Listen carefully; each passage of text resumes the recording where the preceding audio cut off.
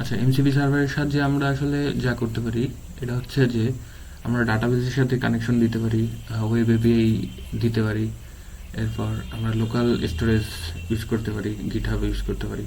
তো ডাটাবেসের সাথে কীভাবে কানেক্ট করব, তো আমরা এমসিপির একটা ফিচার আছে যার মধ্যে আমরা ডাটাবেসের সাথে এই অ্যাপ্লিকেশনকে জুড়াই দিতে পারি। এর মাধ্যমে আমরা যা যা করতে পারবো ডাটাবেসে রিড এবং রাইট করতে পারবো। এর ফলে হবে কি, আমাদের আসলে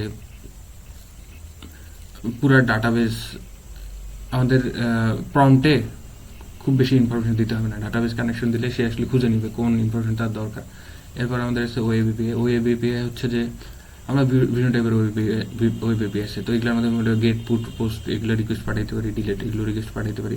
তো আমরা পুরো কাজটা জাস্ট একটা এআই অ্যাপ্লিকেশন দিয়ে করতে পারি। এআই অ্যাপ্লিকেশন মানে একটা chat app, like chatbot, like chat GPT আমরা যেরকম দেখি। তো চ্যাট জিপিটিতে আমরা বলে দেবো যে আমার জন্য একটা ওয়েবসাইট বানিয়ে দাও, তো অথবা আমার টেবিলে একটা ডাটা নতুন অ্যাড করো, আমার ওয়েবসাইটের একটা টেবিলে একটা নতুন ডাটা অ্যাড করো। তো এটা আমরা চ্যাটে বলে দেবো, কিন্তু সে সার্ভারে গিয়ে এটা কাজ করে এক্সিকিউট করে দেবে। এরপর আমরা লোকাল ফাইল সিস্টেম ইউজ করতে পারি। আমাদের কম্পিউটার সিস্টেমের লোকাল স্টোরেজের যা যা আছে সেগুলো আমরা এই অ্যাপ্লিকেশনে কন্টেক্সট হিসেবে ইউজ করতে পারি। তো এর মাধ্যমে হবে কি, আমাদের এত কিছু জিনিস আমাদের আসলে র্যাগ কোনো ভেক্টর ডাটাবেসে স্টোর করা ছাড়াই আমরা এই কাজগুলো করতে পারছি। তো এটাই হচ্ছে এমসিপির সবচেয়ে বড় বেনিফিট।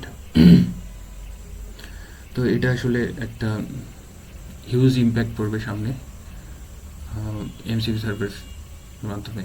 সবাই এটা ইউজ করে শুরু করে দিছে, তো সামনে আরও দেখা যাক কী হয়।